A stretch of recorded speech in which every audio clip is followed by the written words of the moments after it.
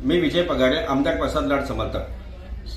मी मनोज जरांगे पाटील साहेबांना एवढंच एक बोलू इच्छितो की आपल्याला मराठा समाजाचं नेतृत्व करता आपण ते खुशाल करावं. आम्हाला त्याच्याशी काही घेणं देणं नाही. मी स्वतः SC/ST समाजाचा असून सुद्धा तरी मी आपल्याला एवढंच बोलू इच्छितो की आपल्याला नेहमीप्रमाणे फक्त देवेंद्र फडणवीस साहेबांचा द्वेष का?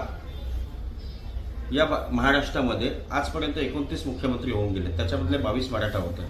तर तुम्हाला असं कोणत्या मराठा नेत्यांनी सांगितलंय की आपण फक्त देवेंद्र फडणवीस साहेबांनाच टार्गेट करा?